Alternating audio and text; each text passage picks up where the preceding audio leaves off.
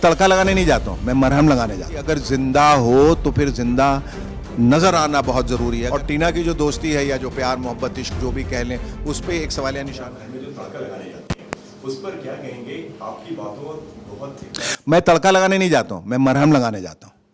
फ़र्क है।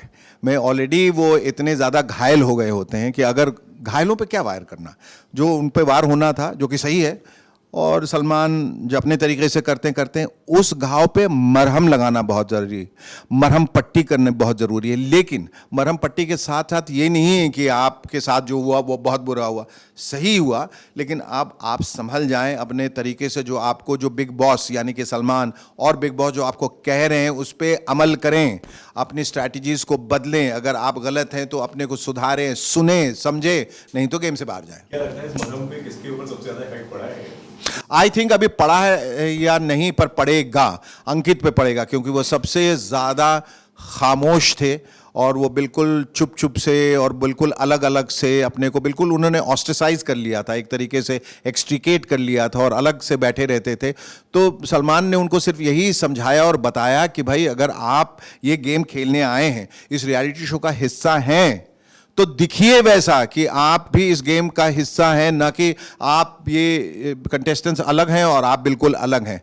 तो ये बहुत ज़रूरी है कि एक शेर की लाइन है कि अगर ज़िंदा हो तो फिर ज़िंदा नज़र आना बहुत ज़रूरी है। अगर आप गेम में हैं तो गेम के खिलाड़ी बनकर नज़र आना बहुत ज़रूरी है। तो हो सकता है कि इस बार जिस तरह से वो प्रताड़ित हुए हैं और जिस तरह से सलमान क्रोधित हुए हैं, उन पे गुस्सा किया है और बताया है और समझाया है, हो सकता है कि एक दिमाग में एक नई उपज आए और बिल्कुल ही एक नई शख्सियत बाहर निकल के आ जाए। क्या कहेंगे आप जब से नॉमिनेट हुए हैं? वो एक उनका एक अलग ही साइड देखने को मिला।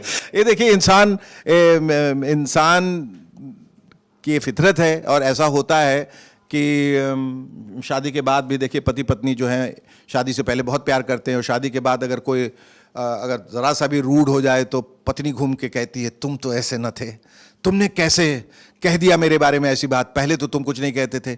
और वो बिगड़ जाती हैं, कुछ थोड़े से रूड वर्ड्स भी निकल जाते हैं। तो उसी तरह से अब्दू के बारे में तो जब जब तारीफ़ होती रही, जब तो उनके बारे में अच्छा कहा जा रहा था तो वो अच्छे से थे। लेकिन जैसे ही वो प्रेशर पड़ा कि और जैसे ही उन्हें ये यकीन हो गया ये पता चला कि वो बाहर हो सकते हैं, तो उन्होंने अपना एक रूप दिखाया जो अब तक नकाब के पीछे छिपा हुआ था। सर, क्या लगता है कि घर में फेक लव स्टोरियां किसकी लग रही हैं आपको? एक दो रिश्ते चल रहे हैं घर में, टीना शालीन के चल रहा है और गौतम सौंदर्य का फेक लगते लगते जेन्युइन हो गया। अब उन पर इतना दबाव डाला गया कि ये फेक हो, तुम फेक हो, तुम फेक हो, तो उन्होंने जो है वो फेंकना ही बंद कर दिया और फेक को हकीकत में बदल दिया। और बाहर आके जैसे फादर के सामने कन्फेशंस करते हैं, कन्फेशन बॉक्स में आके उन्होंने कह दिया कि नहीं भाई, हम लोगों का जेन्युइन प्यार है, हम लोग एक दूसरे से प्यार करते हैं। लेकिन शालीन और टीना की जो दोस्ती है या जो प्यार मोहब्बत इश्क जो भी कह लें, उस पर एक सवालिया निशान अभी भी लगा हुआ है कि क्या ये सही है या ये सिर्फ एक स्ट्रैटेजी है। लंबी रेस का घोड़ा कौन लग रहा है? घोड़ा हो या घोड़ी ये पता नहीं, ये तो आने वाला वक्त ही बताएगा। लेकिन मेरे हिसाब से तो प्रियंका एक बहुत ही लंबी रेस की घोड़ी है जो कि ये डाबी जीत सकती है, क्योंकि उसमें सारी क्वालिटीज़ हैं। उसमें रफ्तार भी है और समझदारी भी है, संयम भी है। वो अपने आप को बचाना भी जानती है और हमला करना भी जानती है।